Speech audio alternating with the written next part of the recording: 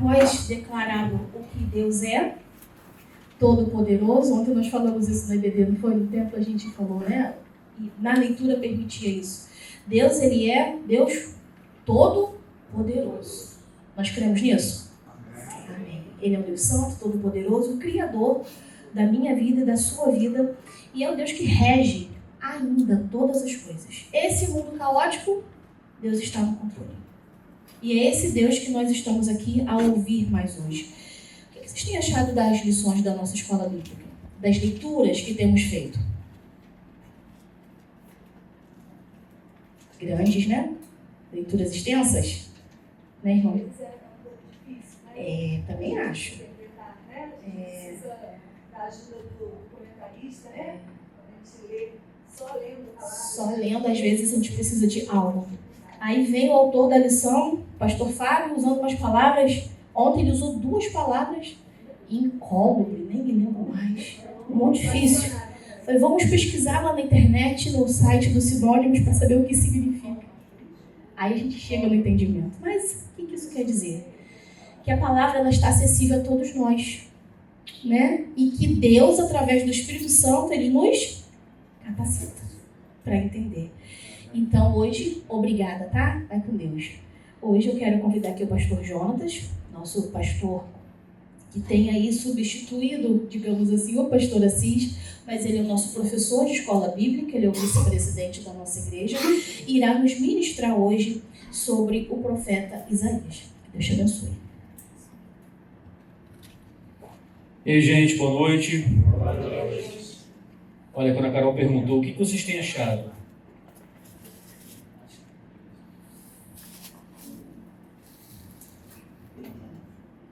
Quando a Carol perguntou, o que vocês têm achado? Na ponta da língua, esse difícil. Aí a Ana foi mais um pouco difícil, né? Um pouco difícil. Para mim, não. Para mim tem sido difícil pra caramba. Pois é. O livro, irmãos, do profeta Isaías, ele tem uma dificuldade, né, dele, porque ele é muito amplo em termos de história. A história por trás do texto é uma história muito ampla e ele usa um jargão que para o público dele inicial era muito direto. Por exemplo, o vermezinho de Jacó. A gente sabe por causa, né, das músicas e tal que trazem essas expressões para a gente hoje. Mas se você não fosse aí, se você não tem algum tempo de igreja, para você isso não comunica muita coisa, né? Pois bem, as lições também têm sido grandes, né? E o pastor Fábio também tem um linguajar muito rebuscado, conspícuo e incólume. Foram as palavras que nós aprendemos no domingo passado, não é isso? E isso é bom porque o nosso português ele vai aprimorando, né? A gente vai aprendendo palavras novas, é bastante interessante. Pois bem, meus irmãos, a lição, né, eu já vou direto ao assunto, a lição Isaías, o Evangelho do Antigo Testamento. O Evangelho do Antigo Testamento. O que é um evangelho? O que é um evangelho? Um evangelho, meus irmãos, é uma espécie literária, tá? Nós temos na Bíblia 4 evangelhos, 4 livros que nós denominamos de evangelho. E por que nós denominamos esses livros de evangelho? Quais são os 4? Mateus, Marcos, Lucas, João. Não é isso? Por que nós mencionamos, nós dizemos que eles são evangelhos? Observe, todo o Novo Testamento fala sobre Jesus. Todo o Novo Testamento. Alguns livros do Antigo Testamento também falam de uma forma clara. Toda a Bíblia tem como assunto central a pessoa de Jesus. Tá? Mas alguns livros do Antigo Testamento também falam de forma clara de Jesus. Mas o que caracteriza um evangelho? Observe só. Um evangelho ele é caracterizado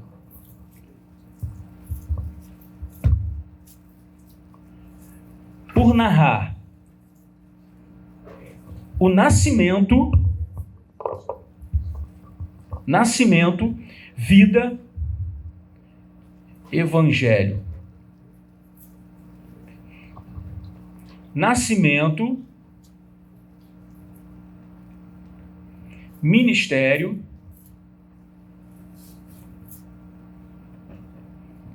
morte e ressurreição. Ei, vamos lá, como é que escreve ressurreição, hein? 2 S, 2 R. Depois dia. Ah, sim, aqui, ó. Então foi. Ressurreição, foi. Aí você deve estar se perguntando assim, para que ele escreveu se não dá para entender a letra dele, né? Pois é. Letra feia pra caramba. Mas vamos lá, tá?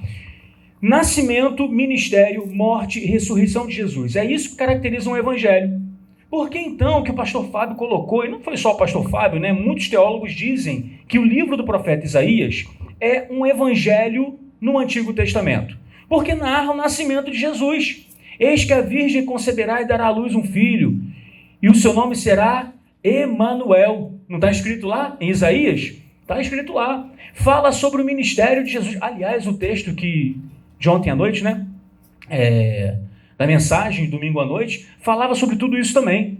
Um broto, lembra quando eu analisei aquela palavra? O broto, o tenro broto nascendo, falando ali sobre o nascimento de Jesus, mas nós temos mais informações em Isaías, como por exemplo o nascimento virginal. Isaías já falou isso, 700 anos antes, né? Fala sobre o ministério de Jesus, como seria o ministério, mas ele tomou sobre si as nossas dores, não é isso? Eu interpretei isso lá com os irmãos ontem à noite, e o que significa isso? As curas que o Senhor Jesus fez, né? As expulsões de demônio que ele fez. Fala também sobre a morte, não é isso? Ele foi traspassado pelas nossas iniquidades. Aliás, só o capítulo 53 tem todas essas informações aqui, né? Todas essas informações. Mas ele foi traspassado pelas nossas iniquidades, que o castigo que nos traz a paz estava sobre ele. Entra aí, Cris.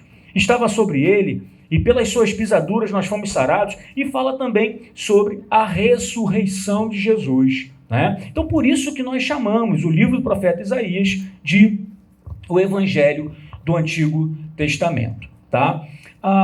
É um livro profético, apesar, né, de ser chamado de Evangelho, ele é um livro profético. A classificação literária dele é profético. Ele é o primeiro livro profético do Antigo Testamento. Isso só cabe no cânon cristão. Os irmãos sabem que existe uma Bíblia, a Bíblia hebraica. E na Bíblia hebraica eles têm também 39 livros, tal como é o nosso Antigo Testamento. Só que a ordem deles lá é diferente. Por exemplo, o nosso Antigo Testamento termina em Malaquias, correto?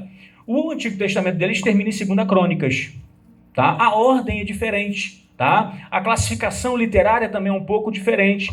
Mas, tanto no nosso cânon quanto no cânon lá dos Hebreus, o livro de Isaías é um livro profético, tá bom? Ele é caracterizado como um profeta. E o que vem a ser um profeta? O que vem a ser um profeta? Eu quero olhar com os irmãos na Bíblia. Primeiro, nós identificamos que o ministério profético não era exclusividade de Javé. Quem é Javé? É o Deus de Abraão, Isaque e Jacó. A gente não pode esquecer que no Antigo Testamento haviam outros povos que tinham as suas divindades. Aquele filme da Record, né? Filme não, a novela da Record, Os 10 Mandamentos, mostrou isso pra gente, não é? Lá no Egito eles tinham lá as divindades que foram humilhadas pelas 10 pragas, os 10 juízos lançados pelo Deus de Abraão, Isaque e Jacó. Mas outros povos também tinham as suas divindades, tá? E esses povos também tinham seus profetas. Vocês querem ver? Agora eu preciso da ajuda de vocês, senão a gente vai sair daqui meia-noite hoje. 2 Reis 10, 19. O primeiro que encontrar já pode ler.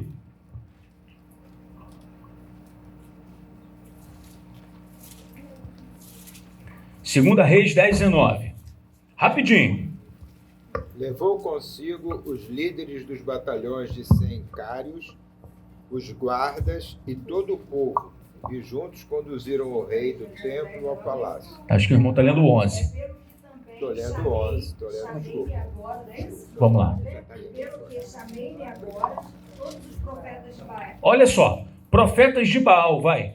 Todos os seus servidores e todos os seus sacerdotes, não falte nenhum, porque tem um grande sacrifício a oferecer a Baal. Olha só.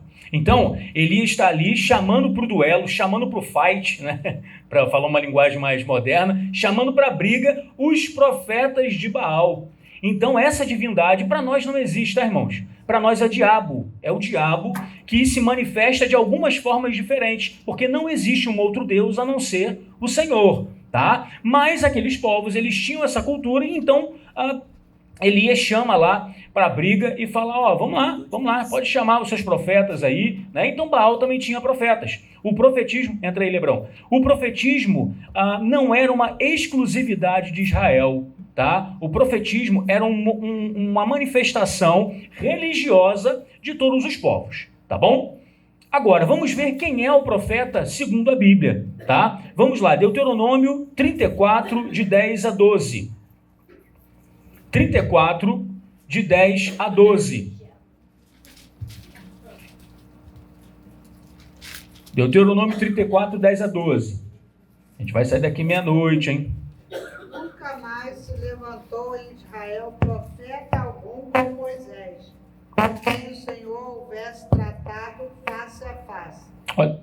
No tocante a todos os sinais e maravilhas que o Senhor fez na terra do Egito, a Faraó, a todos os seus oficiais e a toda a sua terra, e no tocante a todas as obras de sua poderosa mão e aos grandes e terríveis feitos que operou Moisés à vista de todo Israel. Olha só, o finalzinho de Deuteronômio diz lá o que Moisés fez. E não surgiu, até aquele momento, um profeta tal como Moisés foi. Alguém poderoso, alguém que agia em nome de Deus e que revelava os sinais desse Deus, tá bom? Esse é o profeta. Alguém que é poderoso e age em nome de Deus. O poder está nessa pessoa? Não. O poder está em Deus. O poder está em Deus, tá? Vamos lá em Deuteronômio 18, 14 a 21. Deuteronômio 18, 14 a 21. Olha só o que diz. As nações que vocês vão expulsar dão ouvidos aos que praticam magia e adivinhação. Mas a vocês, o Senhor, o seu Deus, não permitiu tais práticas. O Senhor, o seu Deus, levantará do meio de seus próprios irmãos um profeta como eu. Ouçam-no. Até o 18? Até o 21. Pois assim que pediram ao Senhor, o seu Deus, em Horebe, no dia em que se reuniram, quando disseram: não queremos ouvir a voz do Senhor, do nosso Deus, nem ver o seu grande fogo, senão morreremos. O Senhor me disse: eles têm razão, profeta como você, porei minhas palavras na sua boca, e ele lhes dirá tudo o que eu lhe ordenar. Tá bom, só até aí. Olha só, o que esse texto diz pra gente. Deus está falando com Moisés e falando, olha só, nas nações vizinhas você tem prognosticadores. O que são isso? São pessoas que enxergam o futuro. Pessoas que querem enxergar o futuro, tá? Você tem ali adivinhadores. Não, com vocês não vai ser assim não, tá? Com vocês vai ser diferente. Eu vou colocar a minha palavra na boca de uma pessoa e essa pessoa vai ser a minha voz perante vocês. Então o profeta, ele é enxergado como a voz de Deus. Os nossos irmãos pentecostais têm até mania de falar, fulano foi boca de Deus. Você já ouviu essa expressão? Fulano foi boca de Deus. É justamente isso, né? O vox deu a voz de Deus. O profeta, ele tinha essa missão também de trazer uma mensagem da parte de Deus. Mas é interessante que a principal missão do profeta era estar a serviço da aliança. Era estar a serviço da aliança. O que isso significa? O profeta, ele era sim boca de Deus, ele era sim um mensageiro, mas ele estava trazendo mensagens muito mais de exortação do que mensagens novas. Hoje nós temos o pensamento de que o profeta é aquele que traz mensagens novas, não é isso? Aquele que traz alguma coisa nova sobre a sua vida. E isso pode ser verdade, sim. A gente não está aqui para colocar Deus dentro de uma caixinha, tá? Mas você precisa ver se isso é verdade ou não, tá? Diz a própria Bíblia, lá em Deuteronômio, que você tem que aguardar para acontecerem os fatos. Se acontecerem os fatos, aquele profeta falou da parte de Deus. Então até o profeta precisa ser provado, até a profecia dele precisa ser provada. Mas observem só Isaías. Até esse momento, nós estudamos no livro do profeta Isaías, até o capítulo 27, não é isso? Até o capítulo 27, só mensagens de juízo. Isaías traz poucas informações novas. A grande maioria das informações que ele traz são puxões de orelha para o povo voltar à aliança, voltar aos preceitos do Senhor, observarem a lei moral de Deus. Dentro dessa perspectiva, uma pessoa a serviço de Deus, comprometida com a aliança, nós podemos dizer que existem sim profetas hoje. Existem sim profetas hoje. Teve até uma mensagem que eu falei, depois até pedi desculpa aos irmãos, né? Falei, olha, eu quero ser profeta de Deus na sua vida. Algumas pessoas, eita caramba, o que ele vai falar, né? Aí eu falei, olha, Jesus está com você, não é isso? Eis que estou convosco todos os dias até a consumação dos séculos. Isso é profecia, é promessa de Deus para nós, né? E quando se levanta um homem falho, pecador, e diz isso, ele está sendo profeta. Tá? Então, a principal missão do profeta era estar a serviço da aliança. Até nesse momento, na revista, a gente observou isso muito claramente. E o profeta está chamando a atenção de 12 nações. Vocês observaram? 12 nações, inclusive Jerusalém. Né? Lembram-se daquela mensagem que eu trouxe? Comamos e bebamos que amanhã morreremos?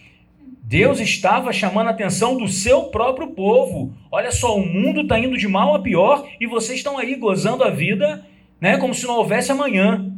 Né? Mais ou menos assim. Pois bem, a palavra profeta em hebraico quer dizer nabi. Tá? Nabi.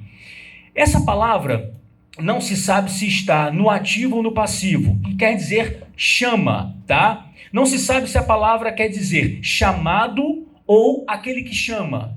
Tá? Então, Nabi pode ser tanto aquele que foi chamado, e faz sentido, porque é aquela pessoa que foi chamada para uma missão especial, para trazer a mensagem de Deus, ou aquele que chama, aquele que concita o povo, que chama a atenção do povo, que repreende o povo, dessas duas formas. Né?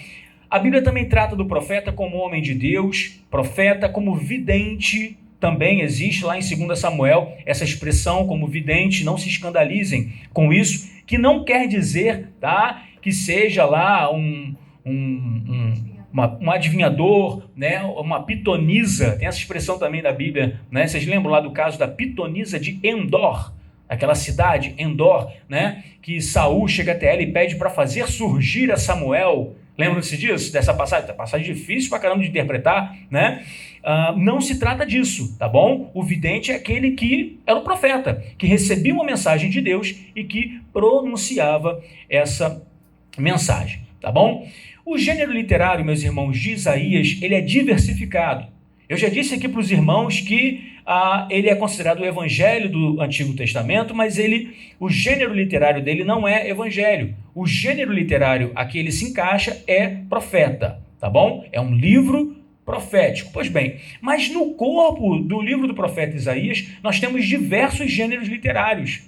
E isso é importante para a gente, porque demanda de nós um conhecimento prévio para que eu tenha uma melhor compreensão do texto. Tá? Os irmãos se lembram quando eu pregava sobre as parábolas? E eu sempre explicava que as parábolas, elas não podem ser tomadas num sentido literal. Por quê? Porque uma parábola é uma história inventada. Teve uma vez que um irmão até se escandalizou quando eu disse isso, né? Como o senhor pode falar uma coisa dessa? O senhor está dizendo que Jesus está mentindo? Pelo amor de Deus, não é isso que eu estou falando. Eu só estou dizendo que Jesus criou uma história para trazer uma moral. Então eu não posso eu não posso hipervalorizar todos os elementos da parábola, tá? Quem foi Abraão? O que é o seio de Abraão, lá na parábola do rico e Lázaro, tá? Quem era Lázaro? Lázaro é um personagem... ele existiu mesmo, real, ou era fictício? Eu não posso hipervalorizar isso. Eu tenho que ter esses conhecimentos prévios para melhor compreender o texto, tá bom? Então, no livro do profeta Isaías, nós temos, por exemplo, salmos. Ué, pastor, mas os salmos não são lá o saltério com 150 salmos? Sim, mas nós temos salmos durante a Bíblia toda. tá? Por exemplo, Isaías capítulo 12. Quem pode abrir aí, por gentileza? Isaías capítulo 12.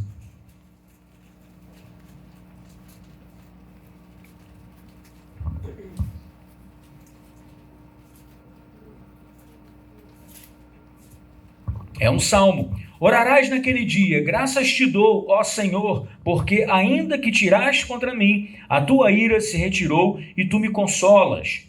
É até um salmo pequenininho, né? São só 6 versículos. Vou ler o último. Exulta e jubila, ó habitantes de Sião, porque grande é o Santo de Israel no meio de ti. Então eu estou aqui diante de um hino, diante de um salmo.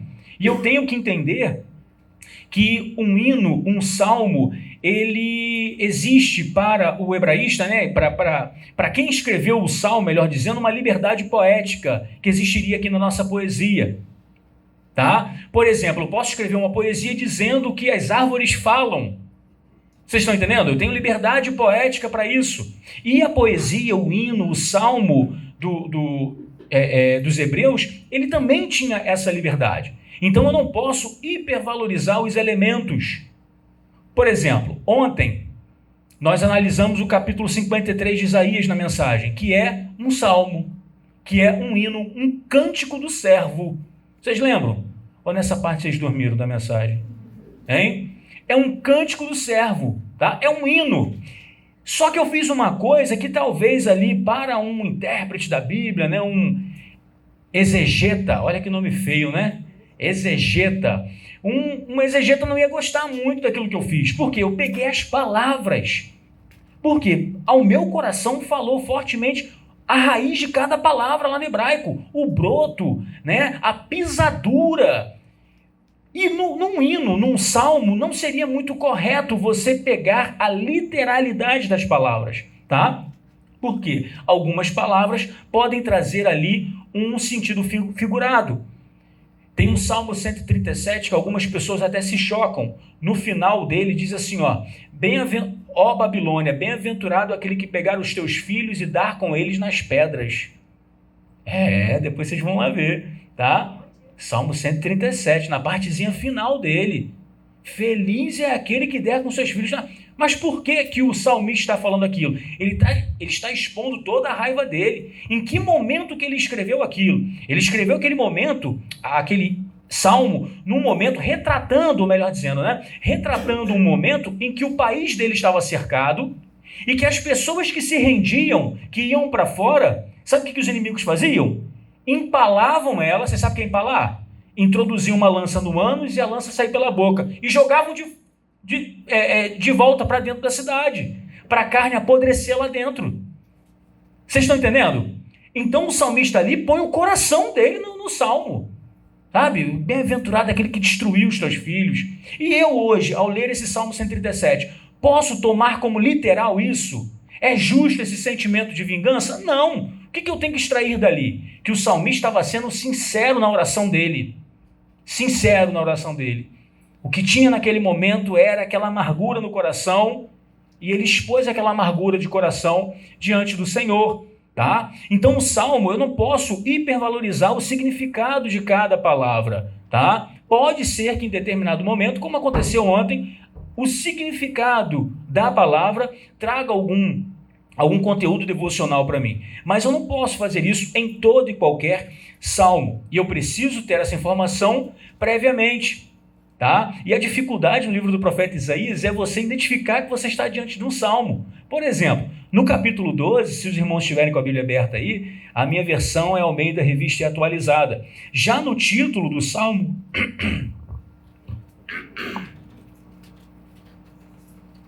Já no título do salmo diz lá, canto de louvor pela restauração de Israel. Então é um canto, é um hino, é um salmo. Eu já posso partir desse princípio, tá? Mas vocês sabiam que esse título aí em negrito não faz parte da Bíblia? São as edições, são as traduções da Bíblia que colocam, por isso que tem divergência. Alguns colocam o título num determinado momento, outros não colocam. No original não tem isso. Então eu preciso saber previamente do que eu estou tratando. Estou tratando de um hino, de um salmo? Bom, então eu já sei que eu não posso dar um significado literal para todas as palavras, tá? Por quê? Porque o salmista, ele tem liberdade poética, tal qual uma pessoa que faz uma poesia no português também teria. Nós temos também aqui um outro gênero literário dentro do livro do profeta Isaías, que são as visões. E eu preciso também identificar algumas características nas visões. Tem visão aí? Tem. A Carol começou lendo uma aqui. No ano da morte do rei Uzias, eu vi o Senhor assentado no seu trono, no seu sublime trono e tal. Ele teve uma visão, tá? E o que eu preciso entender dessas visões? E até mesmo do proferimento de algumas profecias. Algumas profecias, elas são dramatizadas, tá? O profeta, ele faz uma determinada encenação. Isso é natural. Isso era comum lá no tempo. Por exemplo, lá no Novo Testamento, em Atos dos Apóstolos, tem um profeta chamado Ágapo, que chega a Paulo e se amarra com ele para poder dar uma profecia. Vocês lembram desse texto? Lá de Atos. Mas por que o cara se amarrou a ele? Era costume, eles dramatizavam a profecia, tá? Isaías não andou com uma canga, andou com roupas por baixo, né, em sinal de humilhação. Ele fez isso. O profeta Ezequias, por exemplo, Ezequias foi rei. Ezequiel não comeu comida feita, cozida no esterco bovino. Vocês sabiam disso? Pois é, e a palavra de Deus foi para ele fazer isso com esterco humano. Aí ele falou, Senhor, eu nunca fiz isso. Porque para eles era algo, para nós também, né? O nosso sistema sanitário manda embora os dejetos. E para eles também era algo impuro. Ele não poderia, Senhor, eu nunca fiz isso e tal. Então, tudo bem. Então você vai pegar um dejeto de um gado e vai cozinhar a sua comida por cima. Ele dramatizou a profecia que ele precisava entregar, tá? Com um fim didático. Hoje aqui a gente não faz mais isso, não é da nossa cultura. Tudo isso, irmãos, é aquela distância entre o texto que eu falei com os irmãos no início da mensagem de domingo passado. Não existe uma distância entre nós e o texto, e a gente precisa entender, porque se eu passo a leitura corrida sobre esse texto, eu não vou entender, meu Deus, que é isso, coisa absurda, né? Nunca vi coisa... Tenho certeza que quem está ouvindo, tudo bem? Boa noite. Tenho certeza que quem está ouvindo pela primeira vez hoje está meio escandalizado com o assunto, né? Mas isso era natural. Por quê? O profeta fazia isso de uma forma didática, para ensinar. Dentro da nossa cultura, a gente tem outras ferramentas. Por exemplo, naquela última mensagem do pastor Assis aqui, antes dele sair de férias, vocês se lembram que ele usou uma moeda? Ele uma mensagem evangelística, ele queria se fazer entender, ele pegou uma moeda e mostrou as duas faces da moeda. Ele pegou uma cadeira, não é isso? E usou ali a cadeira. É a nossa forma de dramatizar uma determinada verdade, para ficar fixa na cabeça da pessoa, tá? Então, quando eu estou diante de visões, eu preciso entender isso, tá? Talvez isso não tenha acontecido literalmente, mas o profeta Isaías teve uma experiência com o Senhor. Aqueles seres alados que ele viu, né, de 6 asas, 2 cobriam os olhos, 2 cobriam os pés e 2 voavam, tá? São dramatizações para mostrar que ele viu, então, o Deus Todo-Poderoso e recebeu uma missão do Deus Todo-Poderoso, tá? De uma forma didática, ele está mostrando para o povo, olha, a mensagem que eu carrego é uma mensagem do Deus de Abraão, Isaque e Jacó, tá? As visões também, às vezes Deus usa as experiências pessoais dos profetas. Isaías não teve que colocar uns nomes difíceis no nome dos filhos dele, né? Não resta o meu povo, é uma frase estranha pra caramba, não é isso? São características também das visões. Deus usa as experiências pessoais deles. Por exemplo, Oséias teve uma experiência drástica no casamento dele. A gente não sabe se ele foi traído pela esposa ou se ele resgatou a esposa da prostituição. O texto não é muito claro, a gente não sabe qual foi a experiência ruim, mas Deus usou também aquela experiência para trazer a sua mensagem, tá? Tudo isso são conhecimentos prévios que a gente precisa ter. Isaías tem também a poesia. Observa só, vamos lá no capítulo 40 de Isaías. 40, do 6 ao 8. Está muito rápido, irmãos? Então vamos embora. Vocês que mandam, hein? De 6 a 8, olha só o que diz. Uma voz diz, clama, e alguém pergunta, que hei de clamar?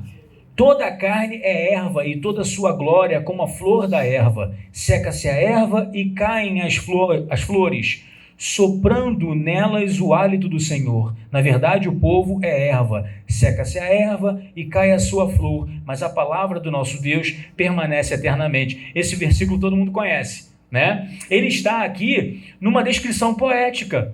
E a poesia hebraica, ela não é marcada pela rima. A nossa poesia é marcada pela rima. Domingo passado, na pastoral, eu coloquei lá uma poesia de Mirtes Matias, que é marcada pela rima, porque no português a poesia é marcada pela rima. A poesia hebraica não, ela é marcada pelo paralelismo. Paralelismo de ideias que se reforçam ou se contrapõem. Olha só como é que é difícil, né?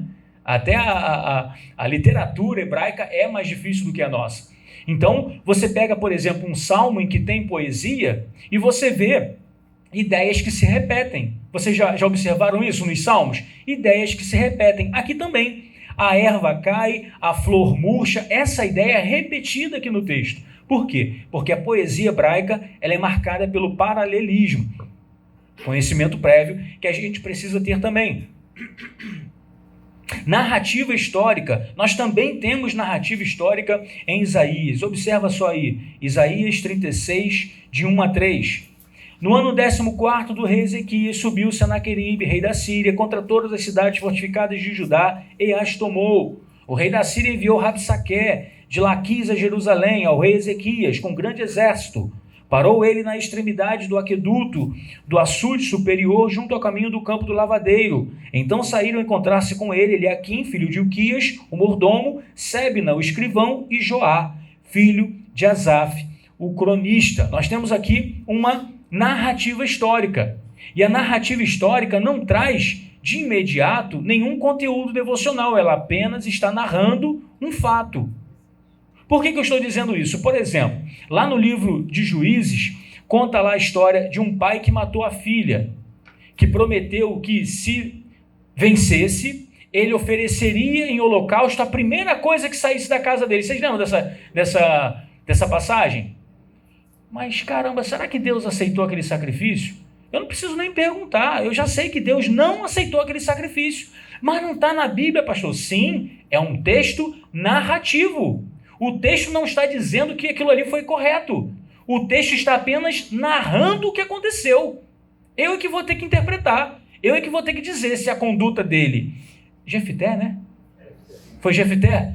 Isso. Eu que vou ter que dizer se o que Jefté fez foi certo ou se foi errado. E foi errado. Oi?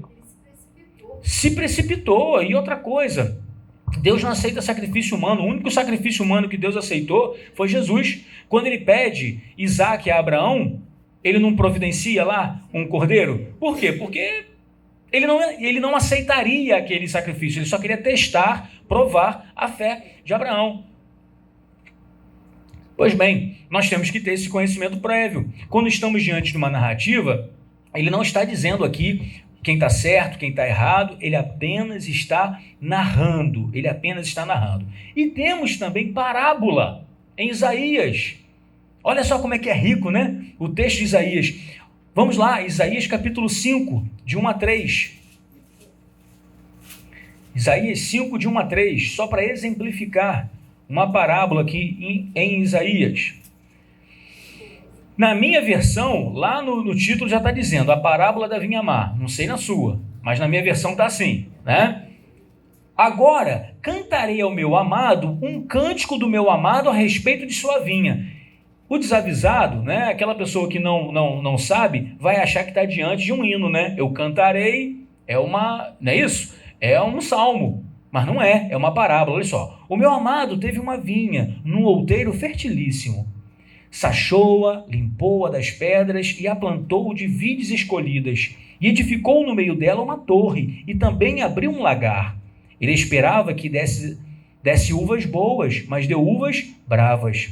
Agora, pois, ó moradores de Jerusalém, homens de Judá, julgai, vos peço, entre mim e a minha vinha. Ele está contando uma parábola para comparar ali, né, a postura de Deus, que cuidou do seu povo, que fez de tudo pelo seu povo, mas a uva que nasceu era uma uva brava, né? Uma uva amarga, não foi um resultado bom. Então ele conta essa parábola para chamar a atenção do povo ali também. Irmãos, sobre essa questão de espécie literária, eu recomendo a vocês um livro. O título do livro é Entendes o que leis? É uma pergunta. Entendes o que leis? Tá? É um livro pequeno, não é um livro grande. Eu li esse livro antes de fazer teologia, então eu posso dizer para vocês que não é um jargão muito teológico, sabe? Não é um linguajar difícil para quem não fez teologia. Então eu estudei ele antes de fazer teologia. Os autores são Gordon Fee e Douglas Stuart, tá? É um livro muito bom, tá? Eu acho, sei lá, todo professor de EBD tinha que conhecer esse livro, porque é um livro... Oi? Não, é pequeno. Se você puxar aí na internet, você vai ver, e não é caro. Não é caro, não chega nem a R$70 esse livro. É um livro muito bom, e nesse livro ele traz todas essas ferramentas de hermenêutica bíblica, né? Dentre elas a explicação de cada gênero literário. Se você tiver esse material, né, esse conhecimento prévio, quando você lê a Bíblia, fica mais fácil de entender, fica bem mais fácil de entender, tá bom? Então, recomendo aí aos irmãos a leitura desse livro, vale muito a pena, tá bom? É pequeno. De todos os livros de hermenêutica bíblica, esse é o menor que tem. Mas para mim, o melhor também. Tá? É o menor e é o melhor, porque ele é direto ao ponto e é muito bom. Eu gosto bastante. Sobre o contexto histórico do livro do profeta Isaías. Vamos lá, também é um desafio. Por quê? Porque existe muita história por fora, por baixo ali do livro do profeta Isaías. Por exemplo, durante a escrita, né, do livro do profeta Isaías, o reino em Israel era a monarquia dividida. Israel vivia aquela monarquia dividida. Vocês conhecem a história, né? Quando Roboão responde lá asperamente ao pessoal lá do Reino do Norte, e então resolve-se, né, ali oh meu Deus, me faltou agora a palavra. Quando um povo se desloca, enfim, houve uma... Oi? Hã? Ruptura. Caramba, ruptura, me faltou essa palavra. Houve ali uma ruptura, e então ficou lá o Reino do Norte e o Reino do Sul, tá? E o profeta Isaías, ele é levantado por Deus para profetizar apenas no Reino do Sul. Isso fica muito claro para a gente lá no capítulo 1, verso 1. Olha só. Visão de Isaías, filho de Amós, que ele teve a respeito de Judá. Observe aqui comigo, olha só, preste atenção nisso. Na monarquia dividida, nós temos dois reinos, o reino do norte, tá? Cuja capital era Samaria, e o sul, cuja capital era Jerusalém.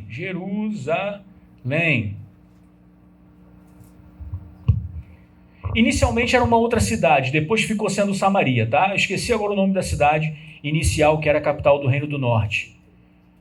Esqueci mesmo. Me faltou. De repente eu vou lembrar daqui a pouco, tá? Então, no verso 1, diz lá que foi a respeito de Judá. No norte ficaram 10 tribos. 10 tribos. Os irmãos sabem que... Os irmãos sabem que o povo de Israel é composto por 12 tribos, os 12 filhos de Jacó, né? Então, 10 tribos ficaram no Reino do Norte e 2 tribos no Reino do Sul. Quais são? Judá e Benjamim. Há quem diga até que um pedacinho de Efraim também ficou, né, no Reino do Sul, e É interessante que Isaías fala sobre isso também, né? Esse pedacinho de Efraim se aliou a um outro povo, e Isaías chama a atenção deles também. Pois bem, então lá em Isaías 1, capítulo 1, verso 1, eu leio lá que ele foi levantado para falar para Judá. Então eu entendo que é para o reino do sul, tá? E Isaías começou, né, o ministério dele começou também em Isaías 1:1, nós vemos ali que foi nos dias do rei Uzias, não é isso? Nos dias do rei Uzias, Jotão, Acás e Ezequias. Mas foi no finalzinho do rei Uzias. Por que foi no finalzinho do rei Uzias? Pois não, meu irmão? Oi? Siquém, isso, a antiga capital do norte, né? Inicialmente era Siquém, isso aí, obrigado, tá? E depois Samaria. Por que eu sei que foi no finalzinho do rei Uzias? Exatamente, a gente já até leu, né? Por isso que a gente tem que prestar atenção pra caramba na leitura que a gente faz. Nós já lemos hoje aqui esse versículo. No ano da morte do rei Uzias, eu vi o Senhor. Vocês estão vendo? Isaías 6, verso 1. Então foi no finalzinho ali do rei Uzias e também, né, Jotão, Acás e Ezequias, tá? Ele pegou todo esse período, né, um período grande aí, vários reis, 4 reis, não é isso? 4 reis, exatamente, tá? Como é que estava então o pano de fundo ali, né? A história, como que estava se desenvolvendo a história? Observe só, em 722, a Assíria invadiu o reino do norte. Eu ia apagar, mas não vou mais não. Vai ficar uma bagunça generalizada isso aqui, mas deixa, tá? Em 722, a Síria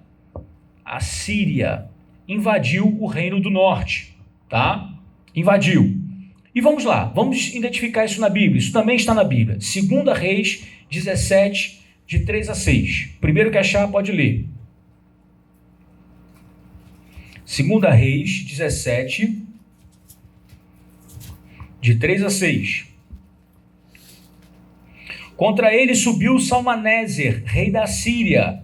Oséias ficou sendo servo dele e lhe pagava tributo. Oséias era o rei de Israel, tá? E quando eu digo rei de Israel, eu estou falando reino do norte, tá bom? Estamos falando da monarquia dividida, reino do norte. Porém, o rei da Síria achou Oséias em conspiração, porque enviara mensageiros a So, rei do Egito, e não pagava tributo ao rei da Síria, como dantes fazia de ano em ano. Por isso, o rei da Síria o encerrou em grilhões num cárcere. Verso 5. Porque o rei da Síria passou por toda a terra, subiu a Samaria e a sitiou por 3 anos. No ano 9, Joséias, o rei da Síria, tomou a Samaria e transportou a Israel para a Síria e o fez habitar em Halá, junto a Rabor e ao rio Gozã e nas cidades dos Medos. Tá? Então nós temos aqui essa invasão. Em 722. Vamos lá no verso 18 agora, de 2 Reis 17. Verso 18. Pelo que o Senhor muito se indignou contra Israel e o afastou de sua presença, e nada mais ficou, senão a tribo de Judá. Então só o reino do sul foi preservado. Vocês estão vendo? Vamos lá agora em 24. 2 Reis 17, 24. O rei da Síria trouxe gente de Babilônia, de Cuta, de Ava, de Amate e de Sefarvaim, e a fez habitar nas cidades de Samaria, em lugar dos filhos de Israel. Tomaram posse de Samaria e habitaram nas suas cidades. Aí aqui um parêntese. Vocês lembram lá de João capítulo 4, quando Jesus encontra com a mulher samaritana no poço de Jacó? Os discípulos chegam e ficam abismados, porque ela era mulher, ela era samaritana, tinha uma rixa, né, entre, tipo brasileiro e argentino, né, no futebol, só no futebol, uma rixa entre os judeus e os samaritanos. Por que essa rixa? Os samaritanos eram tidos pelos judeus como mestiços. Por quê? Por causa desse texto aqui, no verso 24. Quando a Síria invadiu em 722... o que o rei da Síria, Salmaneser, fez? Tirou todo o povo e trouxe um monte de gente de fora e botou para lá. Vocês estão entendendo? Se vocês continuarem na leitura do texto, o culto deles ficou tão absurdo que eles catavam sacerdote. Não, tem que mandar um sacerdote para lá, porque eles perderam até a forma de cultuar. Eles nem sabiam mais cultuar. Né? Eles ficaram tão misturados, tão mestiços, que perderam até a sua forma de cultuar. Por isso que existia essa rivalidade entre judeus e samaritanos. Lá no tempo de Jesus, gente, isso aqui foi 722 a.C. Lá, 30 anos depois, né, o ministério de Cristo começou quando ele tinha 30 anos, mais ou menos 29 anos, 750 anos depois, ainda existia essa rixa. Vamos fechar o parênteses, que isso não tem nada a ver com Isaías. Né? É só um parênteses mesmo para trazer mais informação para a gente. Pois bem,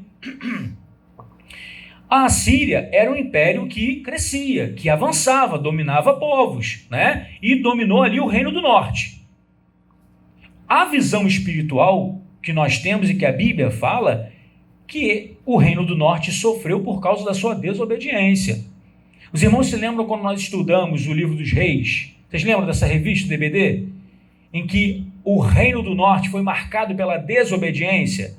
Tinha uma cláusula que assim: porque andou nos caminhos de Jeroboão, seu pai, cometendo os mesmos pecados. Essa era a marca do Reino do Norte, tá? Então isso daqui que aconteceu foi juízo de Deus. Deus fazendo valer a sua lei moral. Beleza, vamos à frente. E o Reino do Sul? Já que a Assíria era um império em franca expansão, como é que ficou então o Reino do Sul? O Reino do Sul foi poupado. Vale a pena ser fiel, tá? Está na Bíblia também, olha só que legal. E o Reino do Sul era conhecido como o remanescente fiel, né? Observe, aqui a tribo de Judá. Por que o nome da religião é judaísmo? Por causa do remanescente fiel. É sério mesmo, né? O nome judeu não é um nome que denota uma cidadania. O nome judeu é o praticante do judaísmo. Vocês sabiam disso? A gente toma esse nome judeu de uma forma indiscriminada. Mas existe diferença entre judeu, hebreu e israelita ou israelense. Existe diferença nesses nomes, tá? Então a palavra judeu a gente toma ela indiscriminadamente. Mas o judeu era o praticante do judaísmo, que remonta ao remanescente fiel, que era o Reino do Sul, Judá. Também não tem nada a ver com Isaías, mas é só uma informaçãozinha a mais, tá bom? Beleza. Então, em 701 a.C., a Assíria cerca o Reino do Sul. Olha só que problema. Esse império que estava dominando, né, subjugando povos, domina ali, cerca o povo de Deus. Aonde está isso? Na Bíblia também. 2 Reis, capítulo 18, verso 13. Olha só o que diz. No ano 14º do rei Ezequias, aí já estamos ali no último rei mencionado em Isaías capítulo 1, verso 1, né? Subiu Senaqueribe, agora já é outro rei da Síria. Antes era Salmaneser, agora é o rei Senaqueribe, tá? Rei da Síria, contra todas as cidades fortificadas de Judá e as tomou. Tomou as cidades fortificadas. Não tem um muro de Jerusalém? Então, as cidades fortificadas ele tomou, tá? E ficou nessa campanha ali, né? Durante 3 anos.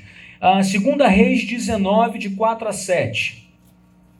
Porventura o Senhor teu Deus terá ouvido todas as palavras de Rabsaqué. Quem era Rabsaqué? Rabsaqué era o general dos assírios, tá? Senaqueribe era o rei e Rabsaqué, só nome lindo, né? Só nome lindo. Quem estiver projetando aí filhos para esse ano, sugestões aí, né? Porventura o Senhor teu Deus terá ouvido todas as palavras de Rabsaqué, a quem o rei da Síria, seu senhor, enviou para afrontar o Deus vivo, e repreenderá as palavras que ouviu. Ergue, pois, orações pelos que ainda subsistem, tá? Foram, pois, os servos do rei Ezequias a ter com Isaías. A gente não está no livro do profeta Isaías, não. Vocês observaram que a gente está em 2 Reis? Olha só. Isaías lhes disse: Dizei isto a vosso Senhor, assim diz o Senhor, não temais por causa das palavras que ouviste, com as quais os servos do rei da Síria blasfemaram de mim. Eis que meterei nele um espírito, e ele, ao ouvir certo rumor, voltará para a sua terra, e nela eu o farei cair morto à espada. Irmãos, ouvir isso daqui era algo sobrenatural. Um reino que estava tomando o mundo inteiro e dominou o vermezinho de Jacó, uma tribuzinha só de Israel, acuada ali por 3 anos. Aí veio o profeta Isaías e fala: olha, fica tranquilo, que eu vou fazer com que ele saia de cena por ele mesmo. Será que isso aconteceu? Claro que aconteceu, Deus falou, aconteceu. Vamos lá no verso 35, 2 Reis 19, 35. Então, naquela mesma noite, saiu o anjo do Senhor e feriu no arraial dos assírios 185.000. E quando se levantaram os restantes pela manhã, eis que todos estes eram cadáveres. Retirou-se, pois, Senaqueribe, rei da Síria, e se foi. Voltou e ficou em Nínive. Nínive era a capital da Síria. Mais um parênteses, desculpa, irmãos, a Bíblia é muito rica, né? Por que Jonas não queria ir para Nínive? É porque ele morava no Reino do Norte. Porque ele estava sofrendo tudo isso aqui. E ele não queria que os ninivitas se arrependessem. Vocês entenderam? É esse mesmo. O profeta é pecador também, irmãos. Igualzinho a gente. Tá? Tem coração duro, igualzinho a gente. No final ele foi. Pregou o arrependimento e o povo se arrependeu. Aí depois os ninivitas caíram em desgraça de novo. Deus mandou outro profeta para lá. Quem foi esse profeta? Jonas todo mundo conhece, né? Por causa do peixe. Meu nome não é Jonas. É sempre bom lembrar. É Jonatas, né? Mas quem foi esse profeta? Naum. Depois lê lá o livro do profeta Naum, você vai ver. Ele também foi mandado a Nínive para pregar o arrependimento. Na verdade, ele já foi para pregar a condenação, né? Mas, enfim, para vocês verem como é que o mundo todo é do Senhor, né? Mesmo esse povo mau que dominou, que tornou lá o Reino do Norte todo mestiço, Deus ama eles também. Glória a Deus por isso, porque nos ama também, né?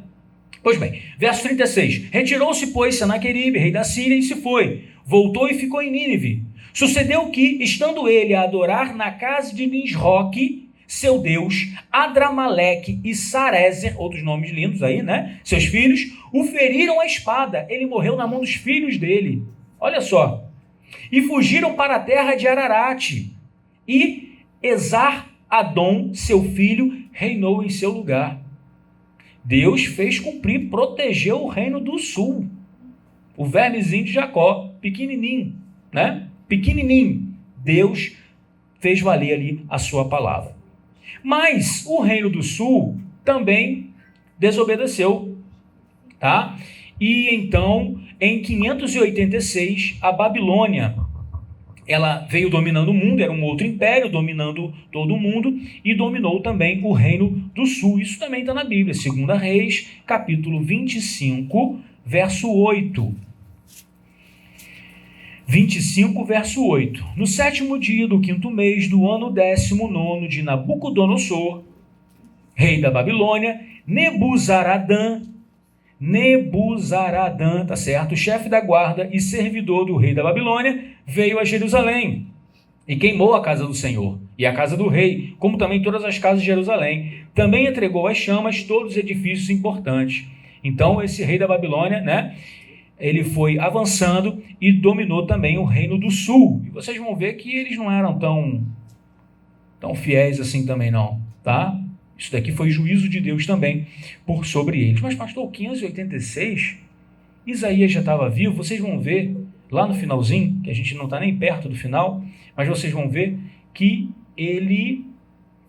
Isaías escreve sobre esse tempo também. Na verdade, Isaías escreve sobre o retorno do cativeiro babilônico. 586 começou o cativeiro babilônico, que durou 70 anos. Então, Isaías escreve sobre o retorno do cativeiro babilônico. E a gente vai falar sobre isso também, porque a crítica literal vai dizer que é mentira, que foi acréscimo de outra pessoa, que não foi Isaías, mas enfim. Aquele que escreveu de uma forma minuciosa sobre Jesus, não poderia escrever sobre algo que aconteceria 100 anos depois? É ou não é? Né? Não vejo dificuldade quanto a isso. Pois bem, então, nós vemos aqui que esse período do profeta Isaías, sim, só para terminar, né? 586 veio o cativeiro babilônico, demorou 70 anos e depois Deus levantou Ciro, rei da Pérsia, tá? Para libertar o seu povo, permitir o retorno e a reconstrução do templo, tá bom? Só para a gente encerrar aqui o pano de fundo histórico, tá? Beleza. Então, foi um período marcado pela desobediência. Olha só, a desobediência no tempo de Uzias. E só aqui um parêntese, né? Uzias também é chamado de Azarias e também é chamado de Uzá na Bíblia, tá bom? Tem essas três palavras que remontam a Uzias, tá bom? Vamos lá então, Segunda Reis 15,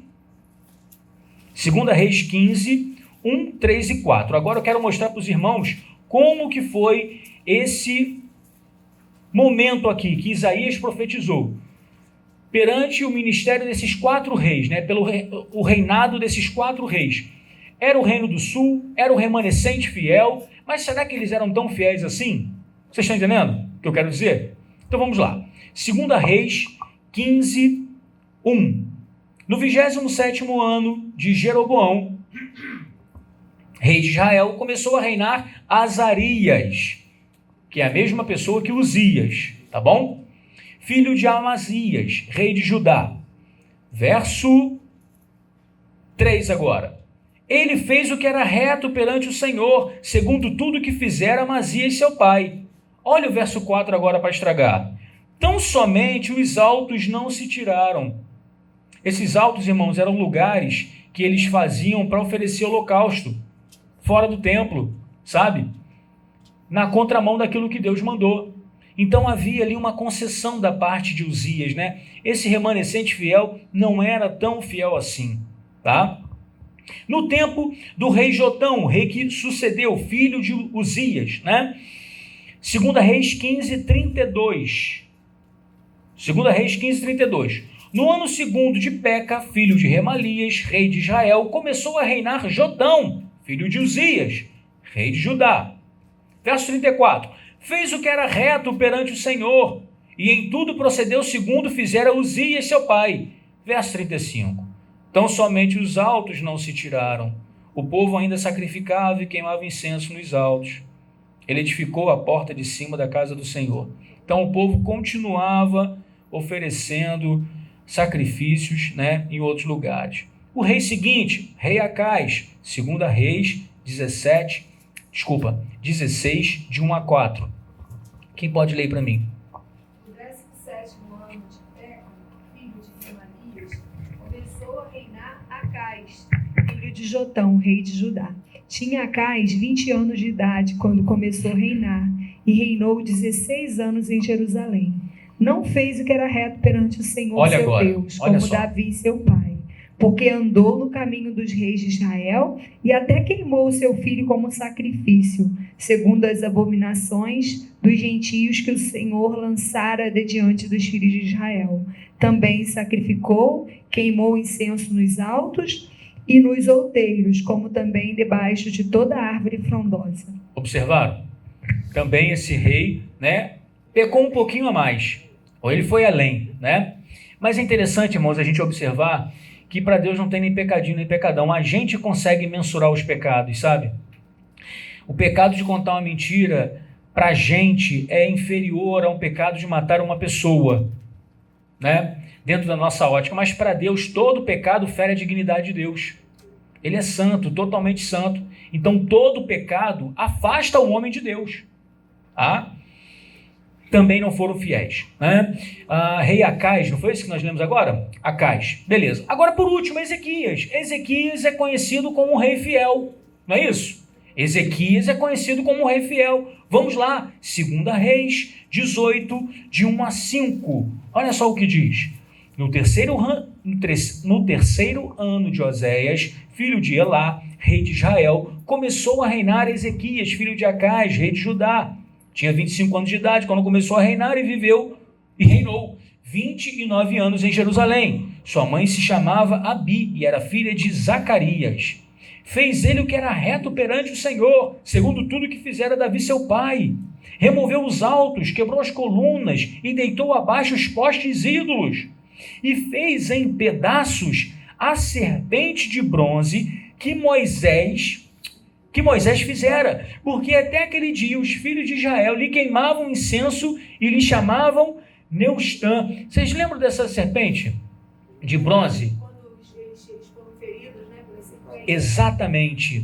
Exatamente. Aí Moisés estendeu, né? Toda pessoa que olhava para aquela serpente, né, vivia.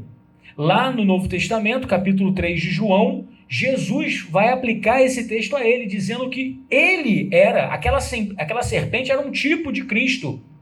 Ela simbolizava ali Jesus sendo levantado. O próprio Jesus interpreta dessa forma. E o povo pegou esse expediente de Deus para trazer redenção e começou a idolatrar aquela serpente, chamando até de Neustã. Tá? Naquele momento lá, que acontecia isso, eu estou lendo esse texto, por isso que eu lembrei. Está em Números, não é isso? Estou lendo a Bíblia, e aí eu estou no livro de Números. Aham. Naquele momento que o povo fazia isso, que o povo, até por orientação de Moisés mesmo, né, olhava, né, para a serpente, né, aí eles ficavam sarados. Ali naquele momento já não começou a existir essa idolatria, não? Não sei. Não sei. Isso... Porque aí, né, da cá para frente, a gente percebe isso, né? Então, eu só sei que demorou muito tempo, porque você observa, Moisés foi mais ou menos 1500 a.C. 1500. A gente aqui está falando de 700 e alguma coisa. Demorou 800 anos essa idolatria, olha só. Você está entendendo? Eles mantiveram a serpente de bronze. Gente, um pedaço de bronze durar 800 anos, né? Eles fizeram aquilo ali como objeto de culto, que não era a vontade do Senhor. Não era a vontade do Senhor. Aliás, uma vez eu preguei nesse texto e usei até aquele hino, ter as vidas em olhar para Jesus Salvador. Porque aquela serpente, ela simbolizava Cristo. Ao olhar para a serpente, eles alcançavam então vida. Pois não, minha irmã? Não, que eu tinha falado de repente foi ali que começou aquela adoração, né? E quando Moisés ele saiu dali, o pessoal saiu dali, da onde levantaram essa serpente, depois eles saíram de lá.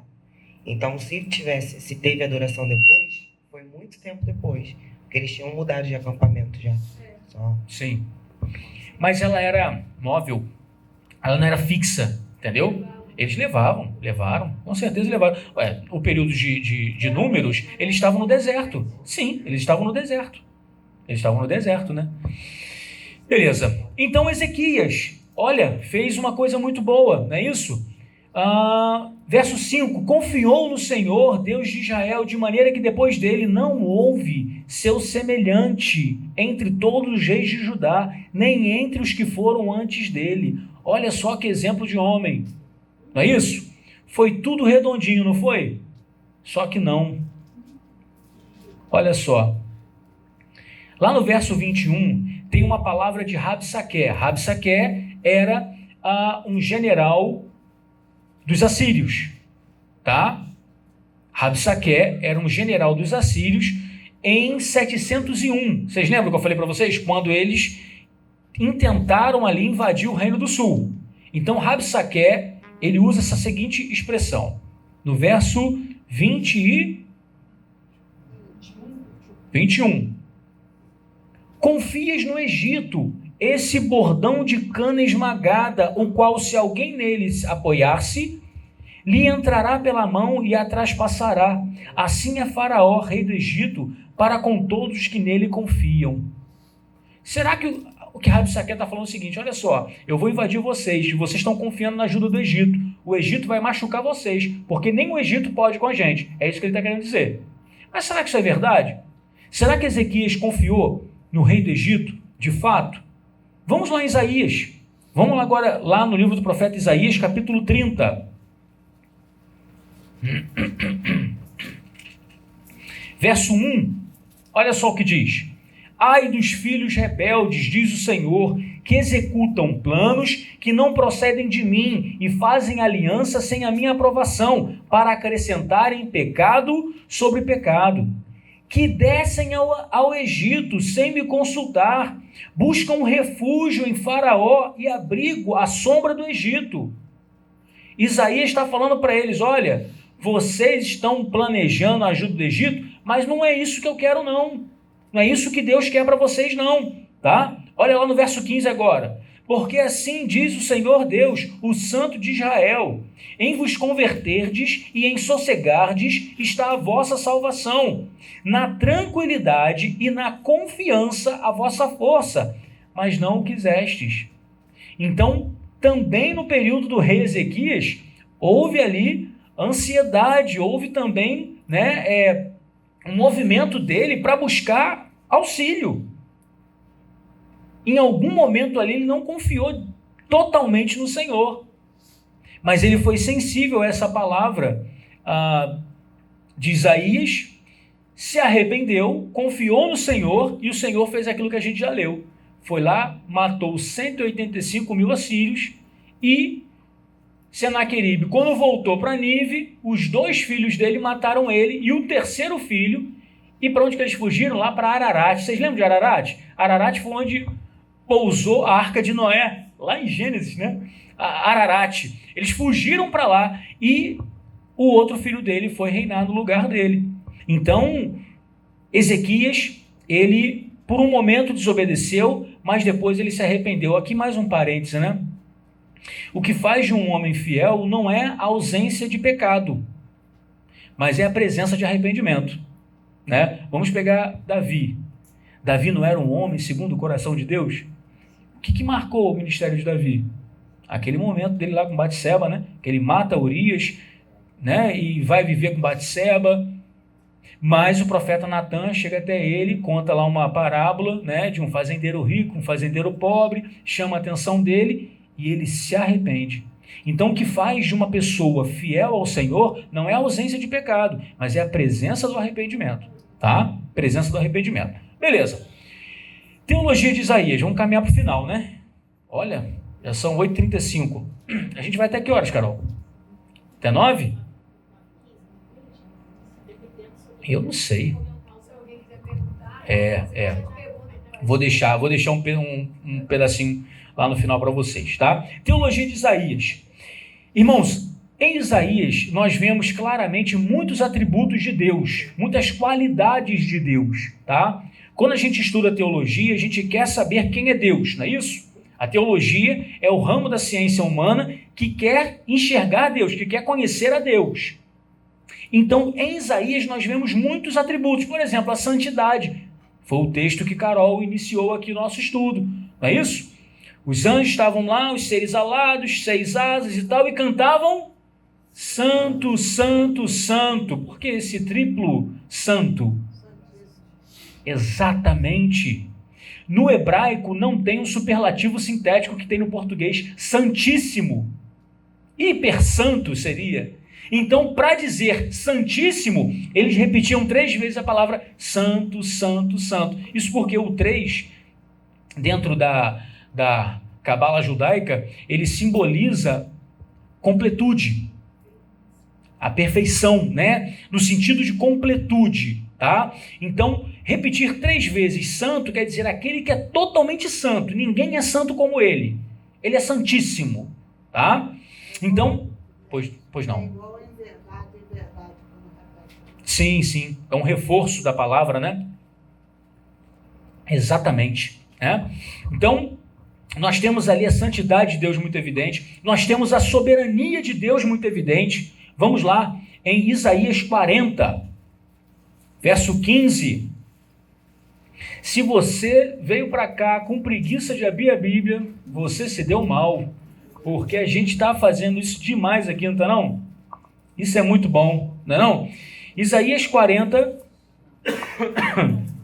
15 a 24, diz assim: eis que as nações são consideradas por ele como um pingo que cai de um balde e como um grão de pó na balança. As ilhas são como pó fino que se levanta. Nem todo o Líbano basta para queimar, nem os seus animais para um holocausto. Todas as nações são perante ele como coisas que nada é, que não é nada, né? Ele as considera menos do que nada, como um vácuo. Com quem comparareis a Deus? Ou que coisa semelhante confrontareis com ele? O artífice funde a imagem e o ourives a cobre de ouro, e cadeias de prata forja para ela. O sacerdote idólatra escolhe madeira que não se corrompe e busca um artífice perito para assentar uma imagem esculpida que não oscile. Acaso não sabes? Porventura não ouvis? Não vos tem sido anunciado desde o princípio? Ou não atentaste para os fundamentos da terra? Verso 26. Ele é o que está assentado sobre a redondeza da terra. Um parêntese aqui, irmãos. A primeira notícia de que a terra era redonda foi feita por Aristóteles em 315 a.C. A história registra isso, tá? Se você jogar no Google agora, pega inteligência artificial aí, Meta, DeepSeek, qualquer inteligência artificial, joga aí. Quem foi o primeiro a falar que a terra é redonda? Vai aparecer Aristóteles, num livro dele, tá? Que fala sobre o céu. Mas aqui em Isaías, 700 anos antes de Cristo, já estava falando, né? Olha só, ele é o que está assentado sobre a redondeza da terra, em algumas versões sobre o globo da terra, tá? Fecha parênteses. Aqui, meus irmãos, nós vemos a soberania de Deus, tá? Isaías está enaltecendo, engrandecendo a soberania de Deus. Ele está acima de tudo. As nações para ele são como nada. Por quê? Porque ele é o totalmente outro, tá? A bondade de Deus também nós vemos aqui. Nós acabamos de ler um texto em que Deus exorta o seu povo a confiar nele, no descanso e no sossego está a sua salvação. Mas, meu Deus do céu, os assírios estão aqui, a gente está sentindo o bafo deles em cima da gente. Como é que eu vou sossegar diante de uma situação dessa? Aí esse Deus bondoso fala, olha, no sossego e na tranquilidade está a sua salvação. É ou não é um Deus bondoso? Vemos também resgate e remissão, né? O texto que nós lemos ontem, Isaías 53, fica muito claro ali, né? A intenção de Deus em mostrar o seu amor através do resgate da sua criação. Nós temos também informações importantíssimas sobre a martiologia. Olha que nome lindo, né? Você sabe o que é a martiologia? Ninguém? Oi? Estudo de Marte? A martiologia é o estudo do pecado. É o estudo do pecado, tá? E nós temos em Isaías o primeiro pecador. Quem foi o primeiro pecador? O irmão não vai responder de novo não, né? Quem foi o primeiro pecador? É porque eu falei isso na classe dos novos ontem. Aí o irmão falou, Adão, capítulo 3, Gênesis. Não é.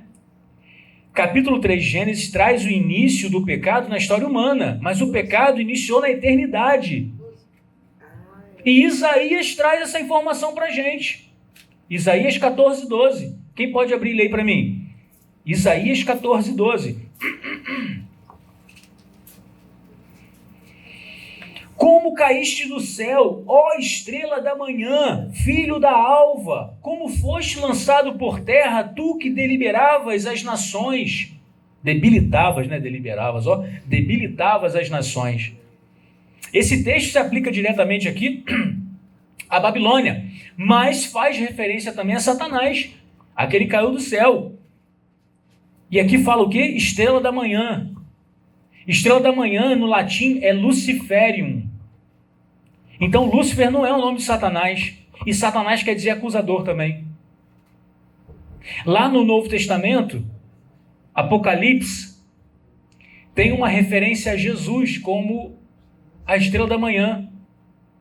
No Códex Vaticano, né, na Bíblia em latim, está lá Luciferium, a Jesus. Por quê? Porque Luciferium, estrela da manhã, é um ser celeste. A gente é que acha que Lúcifer é o nome de Satanás, mas a gente não sabe o nome dele, não. Vocês querem saber o nome dele? Nem eu.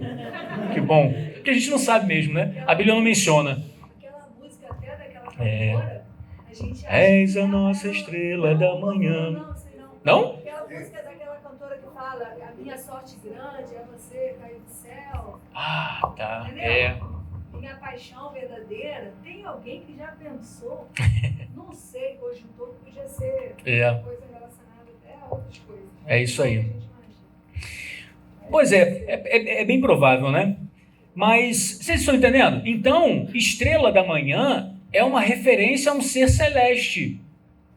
Tem até uma heresia aí braba, irmãos, que diz que Satanás e Jesus é a mesma pessoa. Vocês sabiam disso? Para nós é uma blasfêmia, né, absurda. A gente tem até dificuldade de ouvir isso. Mas tem. Se você está com o seu celular aí, e o seu celular está me ouvindo nesse momento, é capaz de te mandar vídeos de um TikToker que afirma isso. Vocês vão ver isso. De repente vai passar na sua timeline aí, né, sua rede social. Então, tem gente que fala isso, absurdo. Mas Isaías nos traz essa informação. O início do pecado na eternidade, não na história humana. Que o primeiro pecador é Satanás, né? É o diabo, tá? Beleza. Sobre a martiologia também, a doutrina do pecado, nós temos a depravação humana. Isaías deixa isso muito claro. A própria parábola da vinha, né? Das uvas bravas, deixa isso claro. Olha, ele plantou uma vinha, fez um lagar para deixá-la bem hidratada e bem cuidada, e nasceu uva ruim. É a depravação humana, o homem é depravado. Idolatria, fala também sobre idolatria. Acabamos de ler, né, um texto aqui que fala sobre isso. Mas tem um outro texto que eu quero ler com os irmãos, que também é uma curiosidade, aqui em Isaías. Isaías 41, 6 e 7. Um ao outro ajudou, e ao seu próximo disse, ser forte. Assim o artífice anima ao ourives, e o que alisa com um martelo, ao que bate na bigorna, dizendo da soldadura, está bem feita. Então, com pregos, fixa o ídolo para que não oscile. Um ao outro ajudou, e ao seu companheiro disse, esforça-te, esforça-te, esforça-te. Quem conhece a música? Antiga. Irmãos, esse foi um artifício de Isaías para chamar a atenção dos idólatras. A palavra aqui utilizada é que está um dizendo para o outro, vamos lá, vamos fazer, vai dar certo, vamos fazer um ídolo para a gente. Não é coisa boa, não. Você já viu isso? Isso eu não sabia, não. Não, mas esse pedaço aqui, então, é relacionado à idolatria. porque depois está falando... Depois você lê o texto mais ampliado, você vai ver que Isaías está condenando a hipocrisia de duas pessoas que pegam um pedaço de madeira. Olha só, a hipocrisia dessas pessoas, elas pegam um toco de madeira. Com a metade, ele fala tudo isso aí. Com a metade, ele faz um ídolo. Uma carranca. Não tem aquelas carrancas de madeira? Ele faz um ídolo. Tá.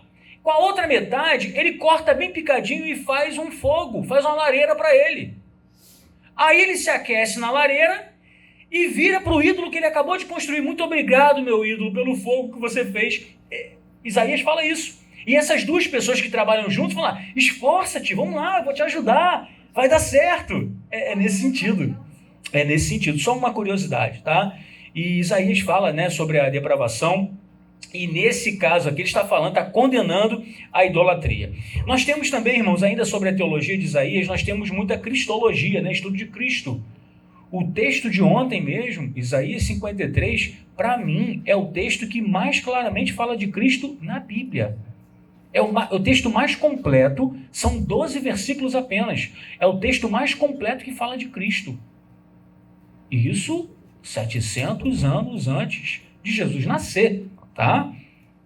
E fala também sobre escatologia. Vamos lá no finalzinho de Isaías, Isaías 65, 17.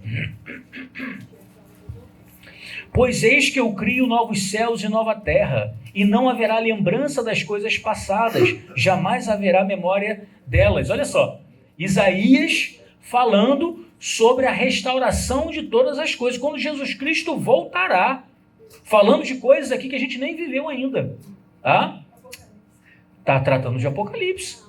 Ué, ontem nós analisamos Isaías de 24 a 27, que na teologia é enquadrado como o Apocalipse de Isaías. Olha só que interessante, né? O Apocalipse de Isaías. E lá no capítulo 26, ele traz um hino dos crentes, o hino da igreja, que reforça ali a confiança no Senhor, a alegria na vinda do Senhor, né? E por isso que eu preguei nesse texto e falei, né, que ali o dia do Senhor e a certeza do crente, né? Foi o título da mensagem. Vocês não prestaram atenção não, né? Mas foi o título da mensagem, tá? Vocês dormiram na hora? Foi isso? Brincadeira. Divisão do livro. Bom, na revista, nós vemos aqui que o pastor Fábio, ele analisou todo o livro de Isaías. Se vocês olharem a lição 13ª, a 13ª lição, vocês vão ver que o capítulo 66 está lá. Então, ele analisou todos eles. Mas a divisão dele foi uma divisão que eu não encontrei da onde ele tirou essa divisão. Foi uma divisão própria que ele fez, tá? E ele é gabaritado para isso, né? Um cara que tem mestrado, doutorado, um cara muito bom. Mas, geralmente, os livros teológicos dividem Isaías em 3 pedaços. Do capítulo 1 ao capítulo 39, que trata sobre o juízo sobre o mundo, tá? Em especial sobre Israel.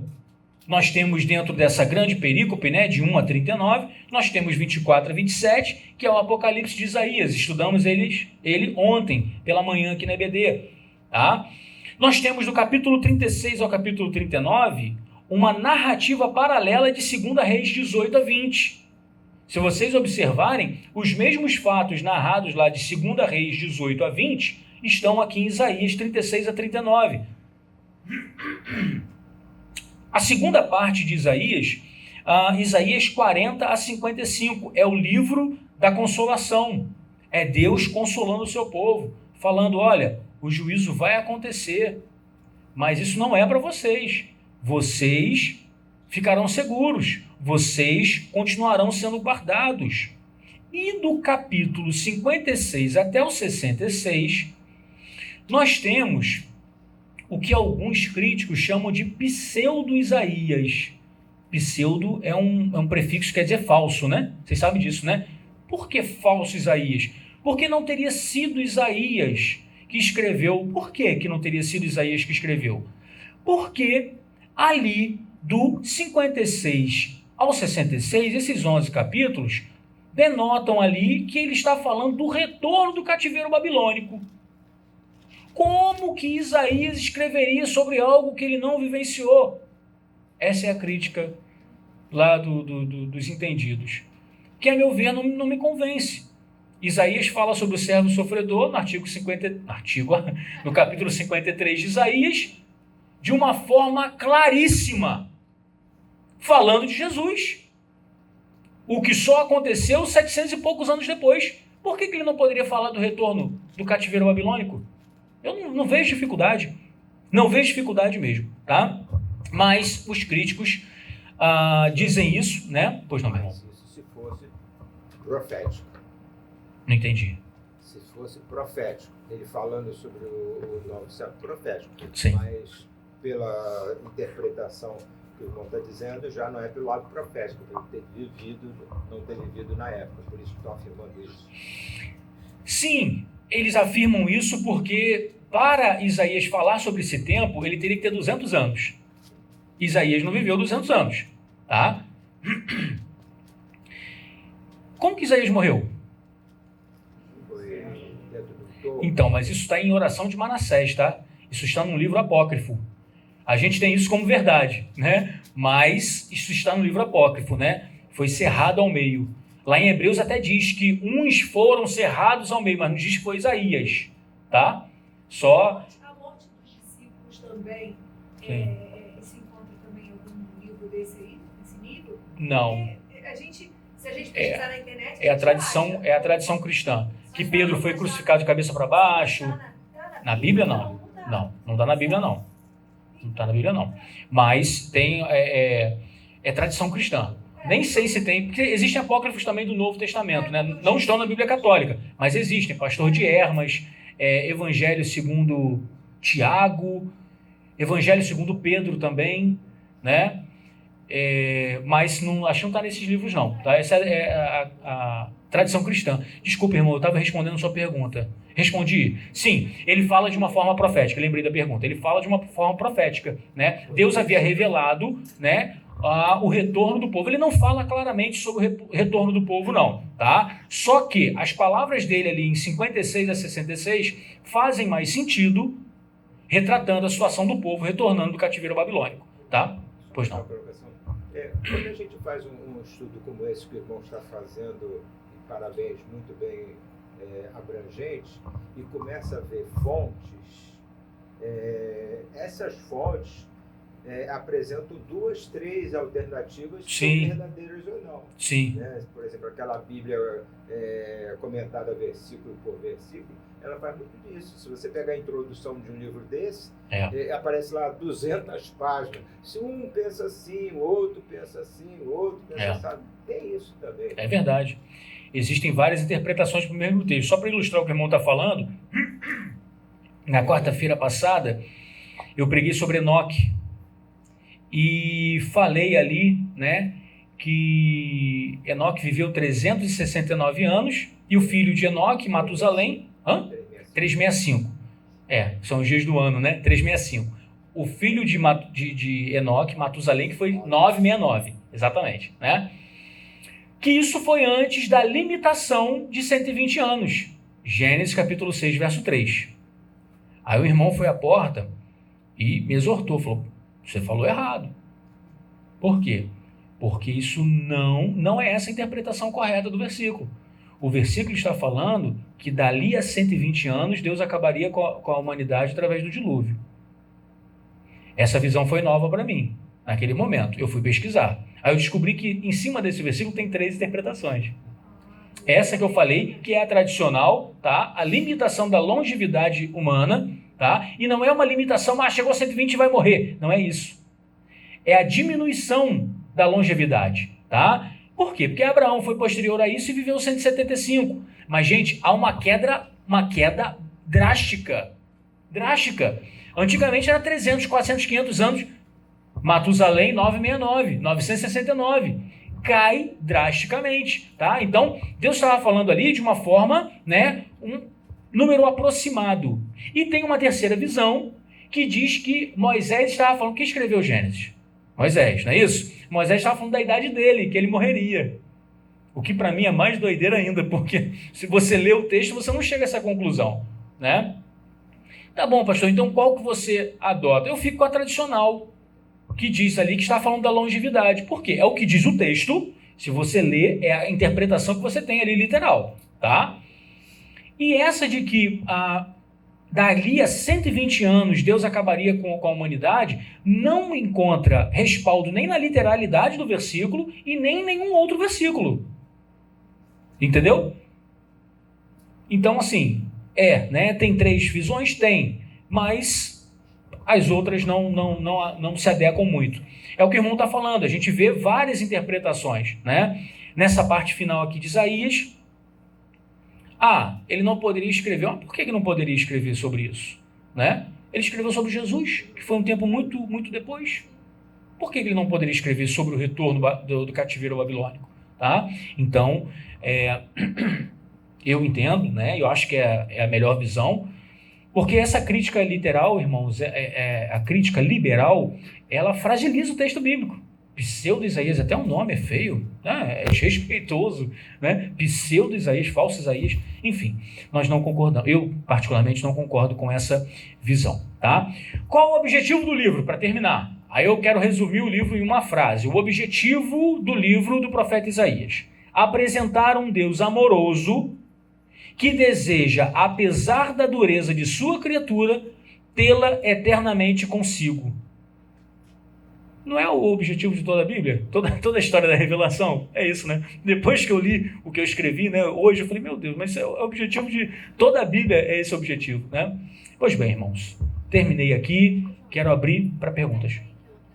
Vamos lá. Apresentar um Deus amoroso que deseja, apesar da dureza de sua criatura, mantê-la eternamente consigo.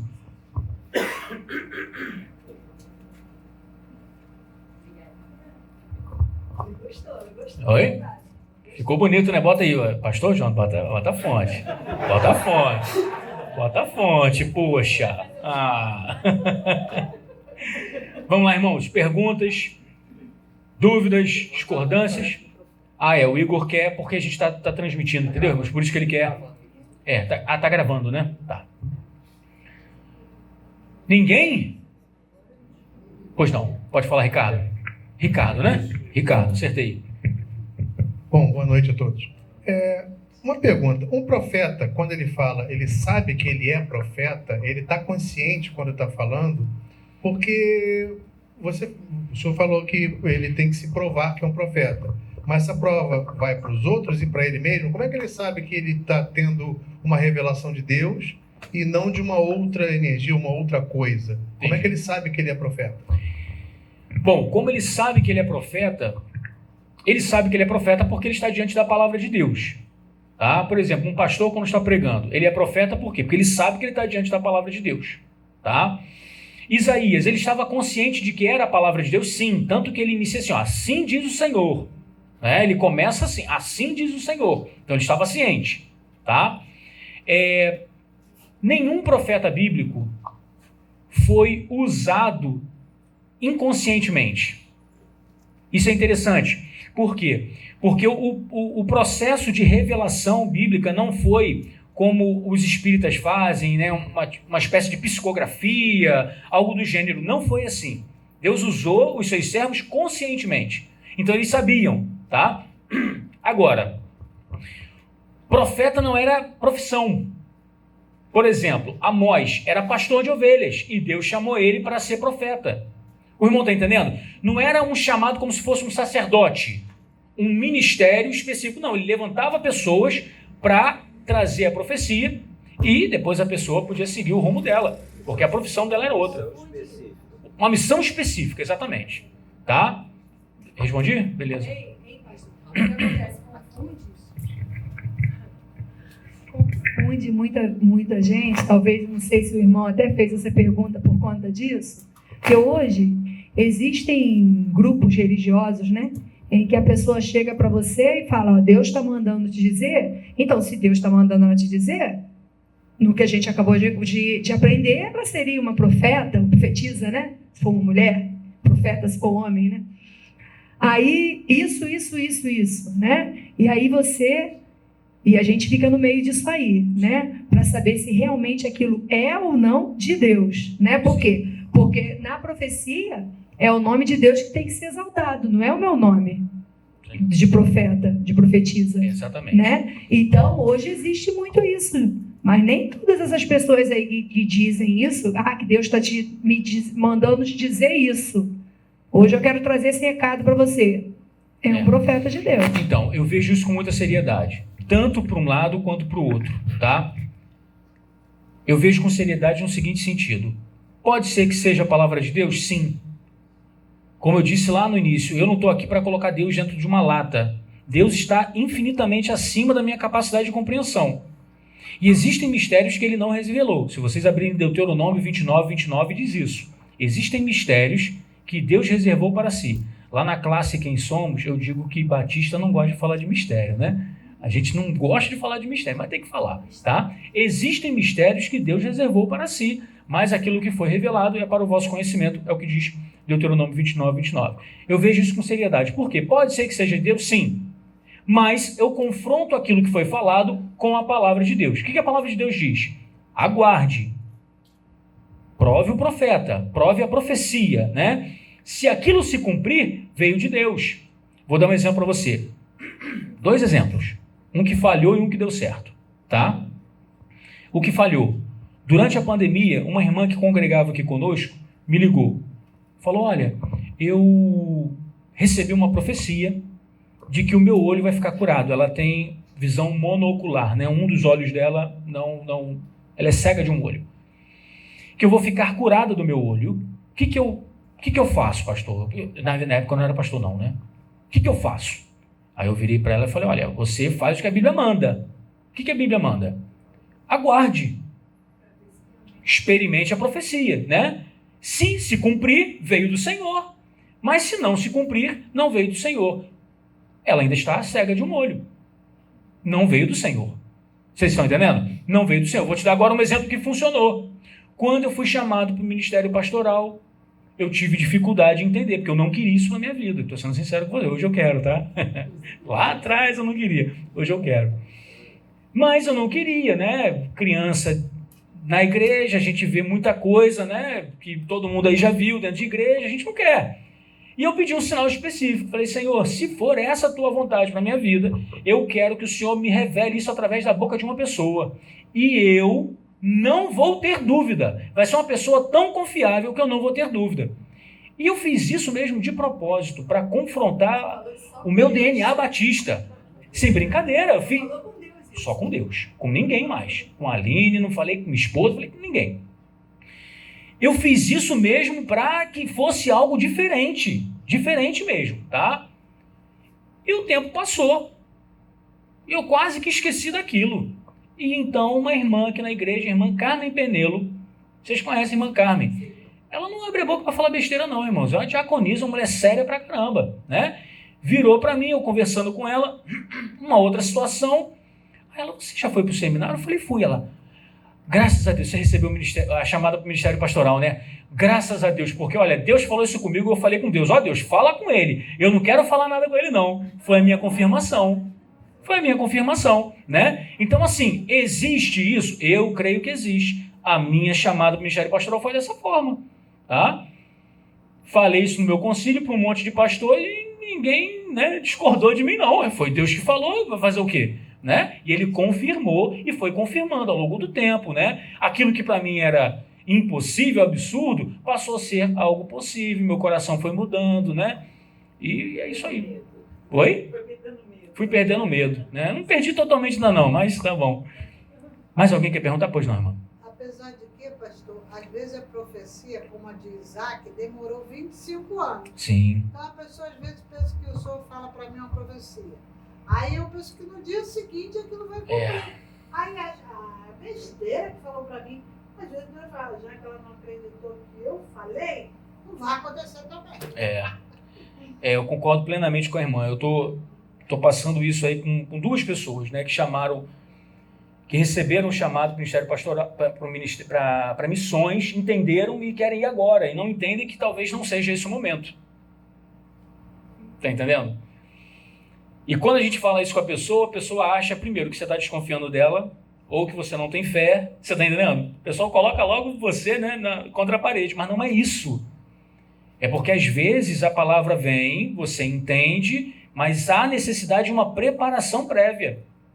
Eu fui chamado para o ministério pastoral, eu nem no seminário estava. Eu fui pastor do dia para a noite? Não. Fui estudar e tal, né? É isso aí. Às vezes a profecia não é de um dia para o outro. Concordo plenamente com a irmã. Irmãos, em termos de profecia, eu fico com a profecia que se cumpre e que se confirma, que é a palavra de Deus. Tá? E é o suficiente, porque é a revelação de Deus para nós. Uma profecia nova. É possível? É possível. Mas 95% do ministério profético na Bíblia é chamando o povo para a aliança. Vocês lembram que eu falei que a principal missão do profeta é estar a serviço da aliança? Foi isso que eu quis dizer. 95% tem profecias novas? Tem. Isaías fala aqui sobre novos céus e nova terra, que a gente nem experimentou ainda. Uma profecia que ainda não se cumpriu. Mas 95% da atividade profética é chamando o povo à obediência à palavra de Deus. Entendeu? Então eu fico com isso. Isso é suficiente. Se alguém chegar com uma profecia nova, eu vou ouvir com respeito, tá?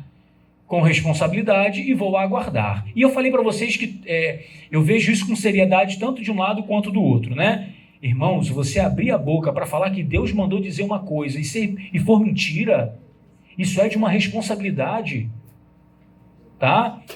Tiago, quando fala lá sobre os mestres, Tiago, capítulo 3, verso 1, ele fala, olha, muitos de vocês não deveriam querer ser mestre, porque o mestre vai ser cobrado com rigor dobrado.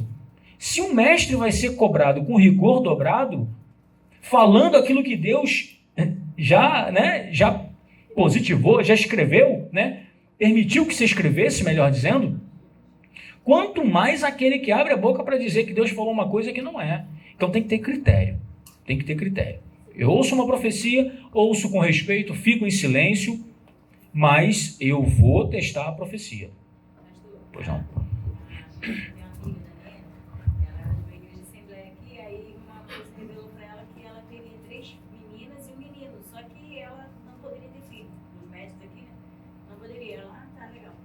Passou mais 6 meses, essa outra funcionária veio e falou: você vai ter 3 meninas e um menino. Ela, cara, vou deixar de ir pra igreja. E ela se afastou da igreja, foi pro mundão e tal. E agora ela tem 3 meninas e um menino. 2 meses ela não poderia ter, de jeito nenhum. E não foi precipitação, não, sabe? Aconteceu, né? Então, foi do Senhor. Para animar o coração dela por alguma razão. Né? Então, é isso aí. Mais alguém?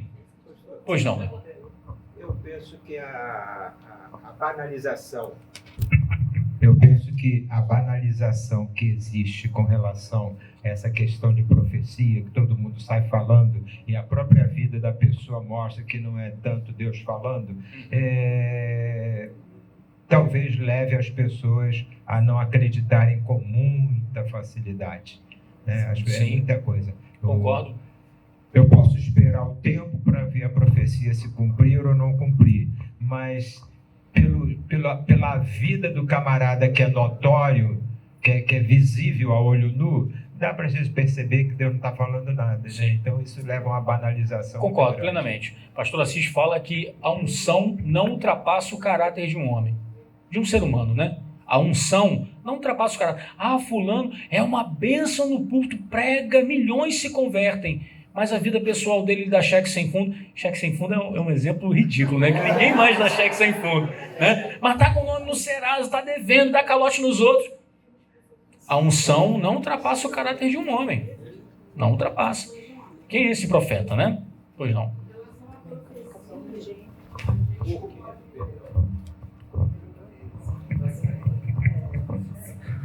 Em relação à profecia, eu entendo que a profecia mor é a Bíblia, né? Sim. Então, 1 Coríntios 14, Paulo fala que quem profetiza tem que fazer para edificar, encorajar e consolar. Então, se a palavra profética, eu coloco entre aspas, não tiver esses objetivos, descarta. Também concordo. Eu concordo.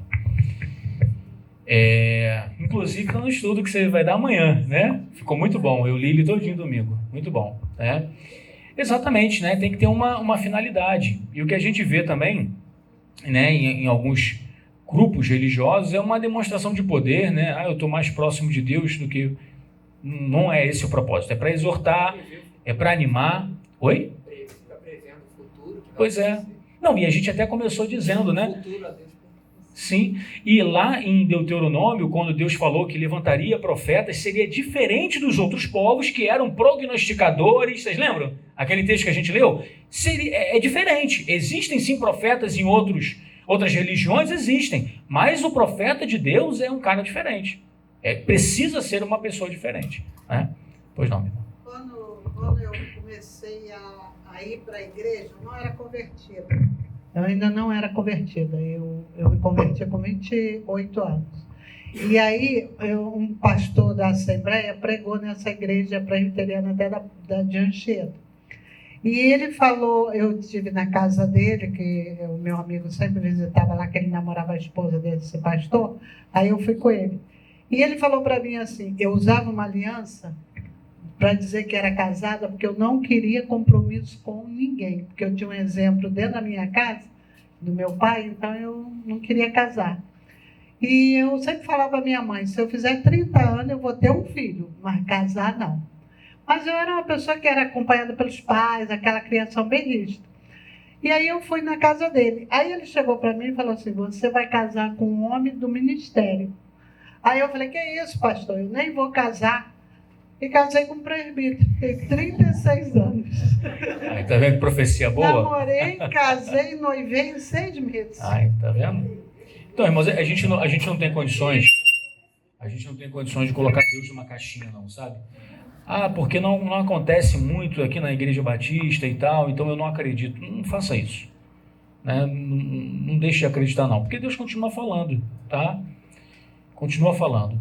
Mas eu prefiro ficar com esse método tradicional. É muito mais confiável, sem limitar a atuação de Deus, tá? Sem limitar a atuação de Deus. Mais alguém? Vou passar a palavra, vou devolver a palavra para a Carol, hein? Não? Olha, ninguém dormiu, hein? Que milagre, ninguém dormiu. Eu estou aqui atento, olhando. No culto, tem gente que dorme, que eu vejo. E no final de fevereiro, eu vou passar um relatório para o pastor Assis, vou falar todo mundo que dormiu. Tô brincando. Pois não, Catinha? Deixa eu te falar. O contexto de Isaías está lá em Reis, né? Quem escreveu Reis? Então, é uma dúvida, tá? É uma dúvida. O escritor de Reis, acredita-se que tenha sido Samuel. Ele teria escrito 1º e 2º Samuel, 1º e 2º Reis, 1º e 2º Crônicas. Há outros que entendem que não, que o escritor de Reis e Crônicas teria sido Esdras, por conta de uma questão de datação, né? Esdras foi depois, Samuel não foi depois. Samuel é no início ali de 1 Samuel. Enfim, é discutível, tá? É discutível, a gente não sabe. É que nem o escritor de Hebreus, só Deus sabe. Quem escreveu Hebreus, só Deus sabe. A gente acha, a gente cogita, mas não temos informação fidedigna a respeito. Tá bom? E aí, gente, mais alguém? Beleza, gente? Obrigado pela presença de todos. Carol, assuma aqui a palavra. Amém? Muito bom, né? Irmãos, estudar a palavra de Deus sempre vai ser algo maravilhoso, que vai nos fortalecer, nos preencher, e inclusive nos dar mais fome e sede de e ler a palavra, estudar a palavra. Vocês ficam com o coração desejosos? É isso. A palavra ela é viva, ela é eficaz e ela está aí para poder nos orientar e que Deus possa continuar nos ajudando no entendimento dela. Me ajuda, pega aquele envelope ali, pastor Jonas, volta aqui rapidinho, vai receber uma lembrancinha, nós vamos orar também agradecendo a Deus por sua vida e por esse tempo. Igor, nós queremos te agradecer, Márcio também, a Luana que estava aqui antes, Ana, esse daqui de baixo, você entrega para mim? Para que você possa ler, crescer mais, espiritualmente falando, né? E nós queremos te agradecer, tá, pastor Jonas, pelo empenho aí, pelo tempo dedicado e que... Conhece o autor? Conheço. Pastor Luciano Subirá. Legal. Tem um marco aí dizendo quantos 1000 livros foram vendidos. Creio que seja algo interessante. Vamos ficar de pé para agradecer ao Senhor e encerrarmos assim? Senhor Deus, nós queremos te agradecer por tudo o que o Senhor tens feito por nós. Mas, acima de todas as coisas, por quem o Senhor é. A tua grandeza é maravilhosa e nos faz, Pai, continuar com a esperança viva para viver a vida que o Senhor tem nos dado. Louvado seja o teu nome, louvado seja o teu nome pela vida do profeta Isaías, que maravilhosamente disse coisas que o Senhor afirmou a ele primeiramente. Nós te louvamos por isso, te agradecemos por cada irmão aqui presente, te agradecemos pela vida do pastor Jonas, que o Senhor continue fortalecendo o teu servo, dando a ele toda a instrução devida e necessária para a sua vida e sua família. Te agradecemos também pela vida da nossa igreja. Continua conosco, Deus, e nos leve debaixo da tua proteção para os nossos lares. Obrigada, Senhor, por tudo. Nós te agradecemos no nome do nosso Salvador, Jesus. Amém. Que os irmãos possam ter uma excelente semana. Próximo trimestre a gente realiza um novo aulão e vocês já estão convidados, tá bom? Boa noite.